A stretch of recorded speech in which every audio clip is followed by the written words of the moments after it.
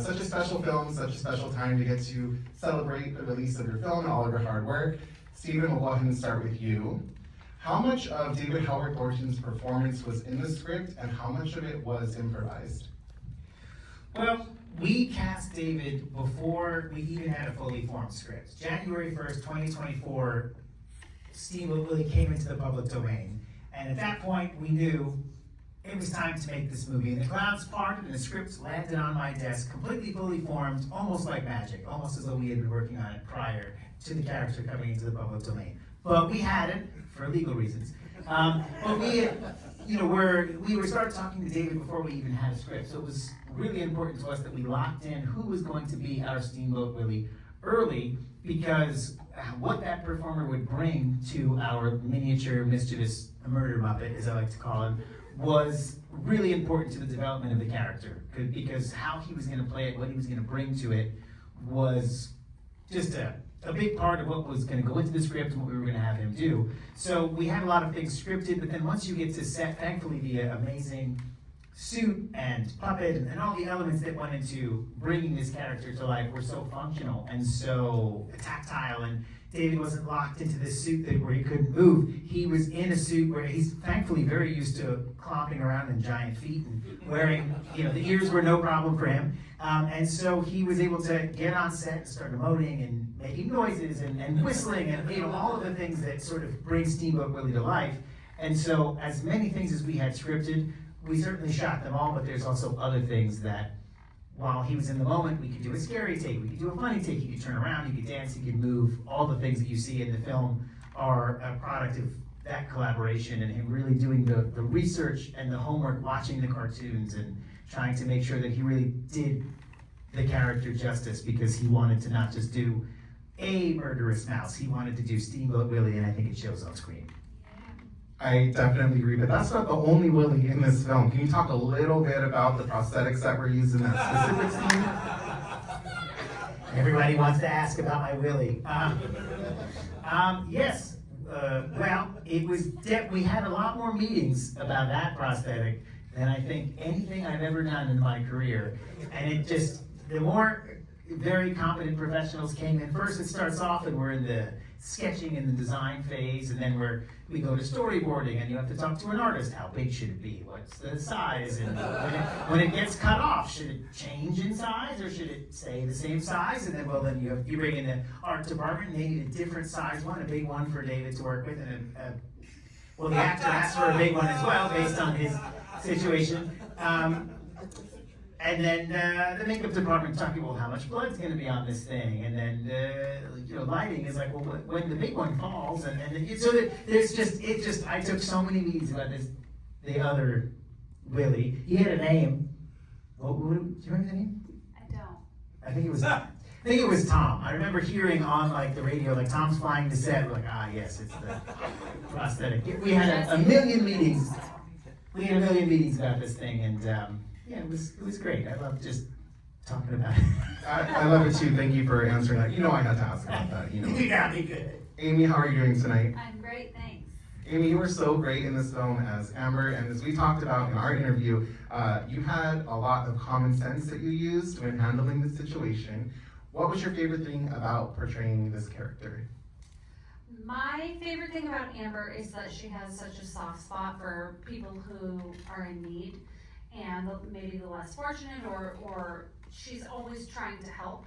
And throughout the ferry ride, she is taking it upon herself to help everybody and try and save everybody, but her strength, I think, comes through, and the vulnerability, and that was the fun juxtaposition as an actor for me to try and play. And it was really fun to work with these two also, because each of us had such a distinct character or opinion or perspective within the scene, and to be the one who was always trying to help or trying to make sure I was saving everybody and thinking about everybody else was always, it felt good to play. And this week has been crazy for you with all these Q&As and events. What has been your favorite experience so far promoting this film? I think coming and doing these and speaking with people who have seen the movie and enjoyed the movie and had a good laugh, and seeing audiences come and just enjoy and get to laugh together, and in those moments where the whole audience laughs at the same time feels really good. When we see people like, you know, elbowing each other or whispering about a scene or walking out of the theater and laughing, that feels like we really did something right. That is great. Jesse, how are you doing at the very end over there? Great, dude.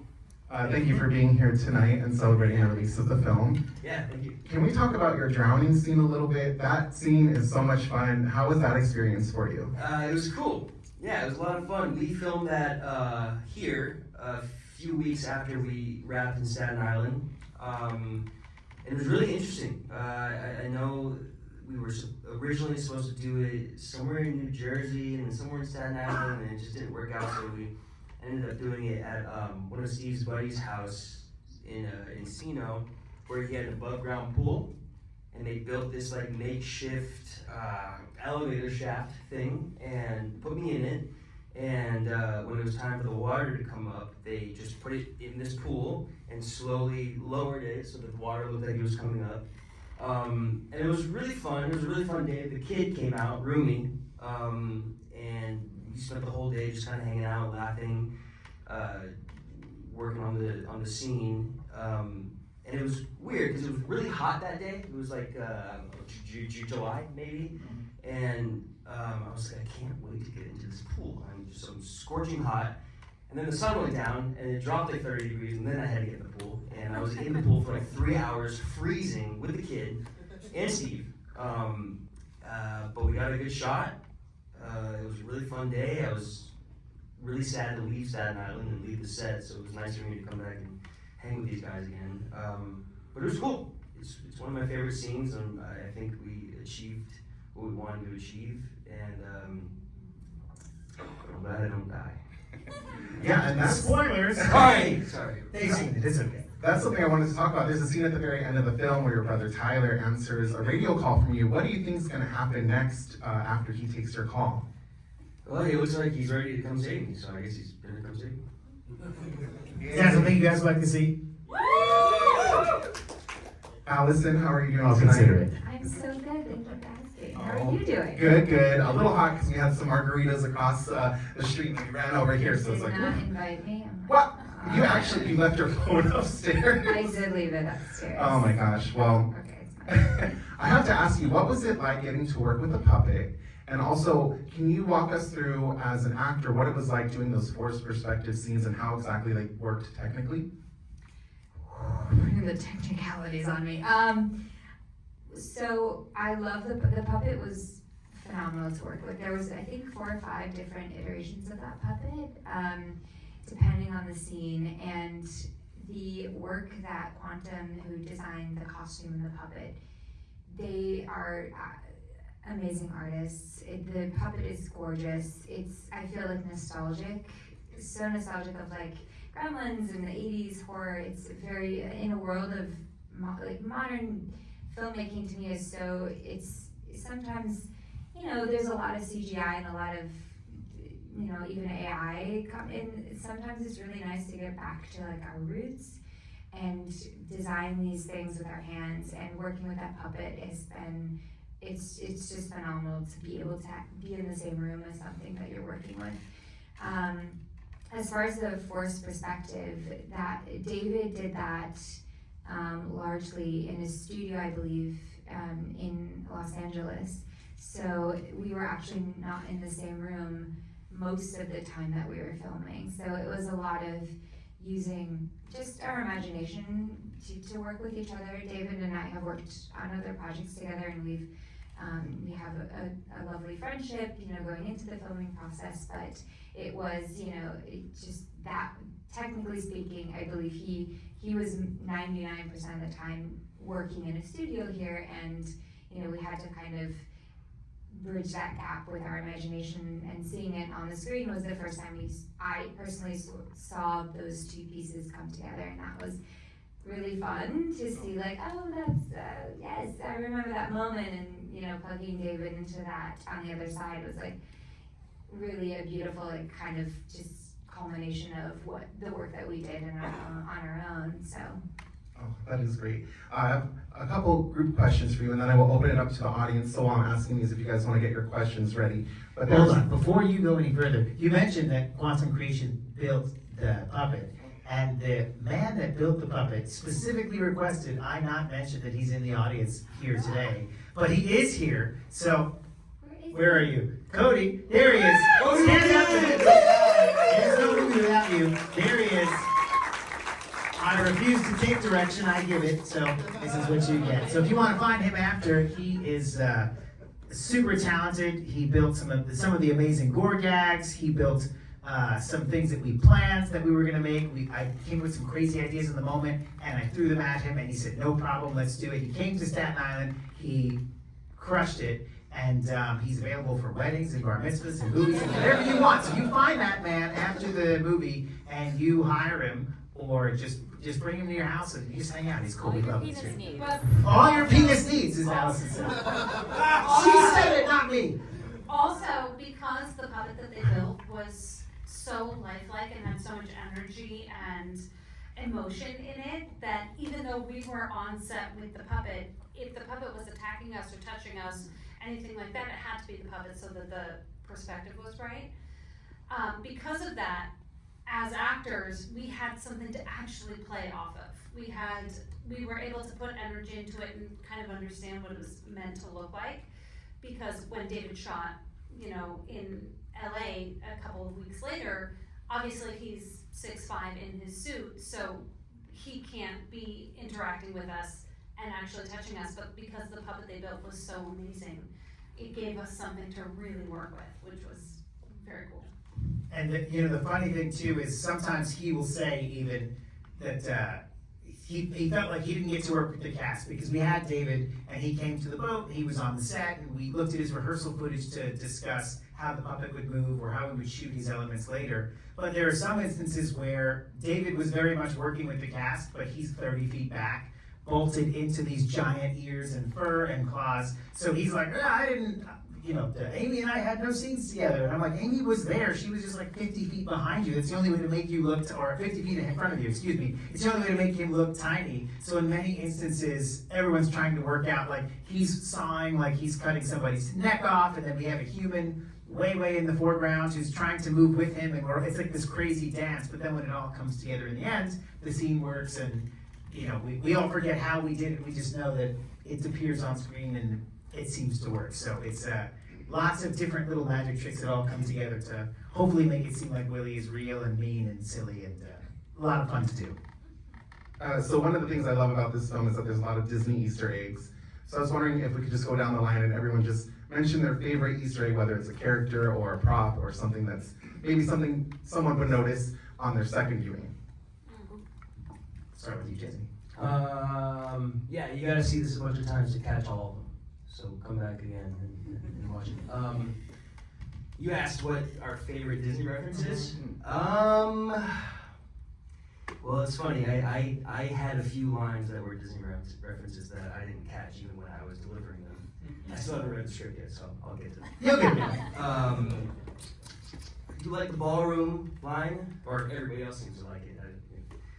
But all the party girls had really good Disney references.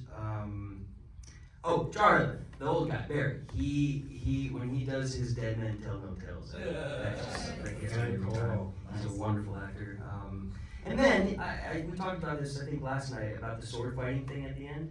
Ever since the first time I saw that, I thought that was a Pirates of the Caribbean thing. But that is what it is. It is. Oh, I thought we said last night that it wasn't. It was that for sure. Yeah, I think that's my favorite. You're a very good sword fighter, dude. Thank you. You have training in that? Yeah, I do. Yeah. Wow. Yeah. Wonder how come I didn't get a sword fight scene? Oh, I was dead. Because you don't have training Yeah. in that. Right. And Amy is my wife, and she owns all the swords. Right. So she wins all the arguments. Okay. Yeah, there you go. Allison? My favorite Disney reference probably is I did hear an interesting thing the other day about Cruella de Vil. And I mean, maybe that's not a reference, but I was like, okay, yeah, I like it. the spots, anyway, I think it might be, probably the very first one, honestly, because I think that, which is Ariel. Ariel, not Ariel, because that's different. The Ariel-esque inspired drunken birthday woman, I think has the very first one that I detected, which is, I want to be where the people are. I think that's where you realize, okay, this is gonna be fun with, there's gonna be probably multiple of these, and also that is one of my favorite Disney movies. So that, that character really speaks to me personally, so yeah, that would be my favorite one. My favorite thing about the Disney references is that you have to watch the movie a few times to catch At least 10 them. times. Yeah, see it 10 Yeah, times, this that's is Jesse's the answer recommendation. to why. But it's the ones that are a lot less obvious, like the 33s that are in there, or our makeup artist put Hidden Willy, blood dots throughout. Wait, what's the 33? What is the 30? Yeah, It's Club 33. Club 33. It's the most exclusive Disney club now. I don't know, man. I watch To Nickelodeon. read the. Oh, man. Oh, we gotta recast This Jesse for guy. this. No, See you guys. he just stays dead, it's fine, we have an out. He's in an elevator. He's in an elevator and the clock is ticking. So I think those ones are the most clever, but my favorite is my line of you basically be frozen. Yeah, that's great. Because I think it's such a groaner. It's like a real silly, cheesy joke. Yeah, but I love it. You literally said all of my favorites. The number 33 Yeah. is one of my favorites. You'd Be Frozen, Let It Go is one of my favorites.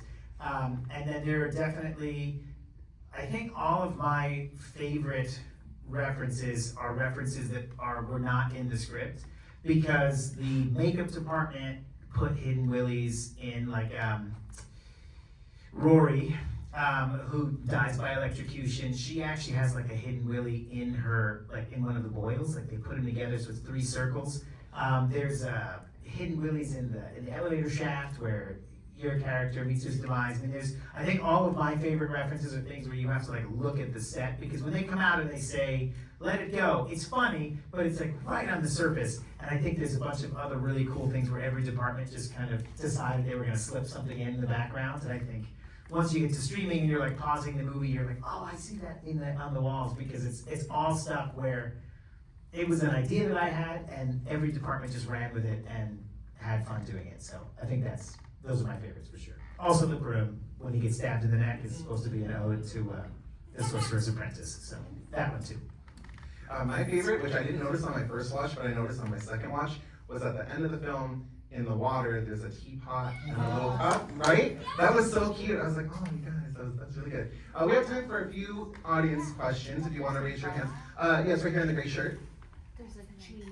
Yes, with a hat. I'll just screen the question. Yeah, for Steven. How did you separate yourself in this movie for all of like the Pooniverse films coming out this year? Like Blood and Honey, Neverland Nightmare, and all of those. Well, I think there's a place for all different kinds of horror. I think, especially even in this space, there's awesome creators taking really different, really interesting approaches to how they're going to adapt this source material. And sort of the thing that was most important to us was that we really did the character and did it justice. They weren't doing any Steamboat Willie things. And we wanted to make it funny. We wanted to make it fun. There's something just inherently preposterous about making a childhood character a killer. And so we thought if we could do that character justice, we could bring it to life on screen the way you would expect a live action Steamboat Willie to be. That would be the thing that sort of sets us apart. Not because there's anything wrong with the other versions, but just because that was something we wanted to do. Let's make him funny, make him silly, make him scary, but also have him be a creature and have him have a backstory and not be afraid of the lore and all of the history associated with that character, but instead lean into it and then maybe, poke fun and all the stuff surrounding it. Yeah, that was our approach for sure. Yes, go ahead, Ray. Were there any unforeseen challenges of filming on the boat? I'll let you folks take that. Filming on the boat, Yes, unforeseen the challenge. boat, we filmed primarily on a decommissioned Staten Island ferry. and it's massive. So you've ridden the ferry a million times, but we rode the ferry a lot, especially in the pre-production for this film. And once we were on the boat, we realized just how big it was. So when we were shooting on the roof, for example, if you had something down on the bottom floor, you were gonna be gone for 15 minutes. Like, there were so many sets of stairs. And getting everyone to Staten Island, but not only, so a lot of our cast and crew came from the city, so they took the running Staten Island ferry, and then had to get from that ferry to the boatyard, through the security, through the boatyard onto the boat, and that in and of itself was a huge challenge. And then once you got on the boat, of course, it's like an old metal box, so the microphones and the walkie-talkies don't really work that well. It's cold, so if it was cold outside, it was freezing inside. If it was hot outside, it was scorching inside. So there was a lot of elements about shooting on the boat that were a challenge. 100% worth it, because especially as actors, like, we didn't have to pretend we were on an old creepy boat. We were on an old creepy boat that had energy in the walls. Like, you could feel that all of the commuters, thousands of commuters had taken that boat, and we could feel that, which I think lended itself to performance. But yeah, being on that boat was a challenge. You could also feel the asbestos. Added a nice touch. I think living in Staten Island for 5 weeks was a pretty good obstacle for me. Yeah. I'm from Staten Island, go on. Oh yeah. Nickelodeon, just in Staten Island, what are we gonna do? I don't know, dude. Bring me back. Best Italian food, we have the best music, I mean, what do you, Yeah, sorry. arts, culture, New York City, come on. Yeah, Yeah. my grandmother cooked for you. You're Nona, dude. I love her. What did she cook? She made me peanut butter cookies. Reese's peanut butter cookies. And then he left them at the house, and she made more, and sent them to set for him. Good, So he could have some peanut butter cookies. good Staten Island hospitality. Very sweet. But Amy's right, dude. We having to film on a real boat. It just kind of like added a real element. Made it easy for us. We were easily buying into. We were on a off course ferry sailing off into the fog. It was a little creepy. Especially when some floors have the lights out and weird creaking noises. It really helps you kind of like sink into the role and sink into the story. Some unforeseen stuff. We had to film in the actual terminal of the Staten Island ferry on the Manhattan side, and there were real people there. The thing runs. It goes every 30 minutes and so we had to kind of like dodge certain hours. I think there was one point where they had to clear out the whole thing for a security thing. But I think that made it even more fun. That was one of my favorite nights. And let the record show, just because the boat was docked does not mean it did not move. Because if a giant freighter with many, many like metal shipping containers went by, the whole boat would shake and it would wobble. And the whole crew got seasick. And they were all getting confused, like, how are we getting seasick? We're docked. But it's because the boat would move, and when you're in the engine room and you can't see like the horizon or out of the windows, you would get like not vertigo, but you would just get seasick because you would know the boat was moving, but it's almost like you're in a cruise ship. You'd know the boat was moving, but you can't see it, so everyone's stomachs would lurch, and we're like, oh, that's the 238 from Taiwan that just came in, and it's just the whole boat just moved, and you didn't see it, but you felt it in your stomach, and yeah, that was fun. And engine fumes, obviously. It was great. It's real creative. We have time for one last question. Yes, back there. Love the use of the cartoon. I think I may even remember that one. I'm sure you had to edit it, but was that also public domain, or was that hard to get? The cartoon was that's all original animation, but it's based on the 1928 drawings. So basically, we started with the scans of the 16mm negative that we had of those animated sequences that we were trying to reference, and then the artist Christian Cordella, who also designed Willie and designed the Birthday Brigade outfits, he did the drawings, and then we handed them over to the animator. So some of it is actually the original backplates for the Steamboat Willie cartoon, and then some of it is new pieces of art that were adapted to look like that. And we handed them to the animator, and they wiggled them and sort of made them move in the same way in the style of the original animation. But there's little pieces of that in there that is 100% the original Steamboat Willie cartoon. And it's something we wanted to pay an homage to, and we wanted to not just reference, we wanted to use. We're like, oh, we have this deck, we have these famous shots, like let's use these pieces. And it was technically challenging, but ultimately really rewarding. That's so cool. So I just want to say thank you again to everybody for coming out tonight. If you like this movie, the best way you could help out is by word of mouth. Go on Instagram, Twitter, Grindr, anything you have, and spread the word. If you didn't like this movie, thank you for coming to watch Minecraft, and I hope everybody has a great rest of your night.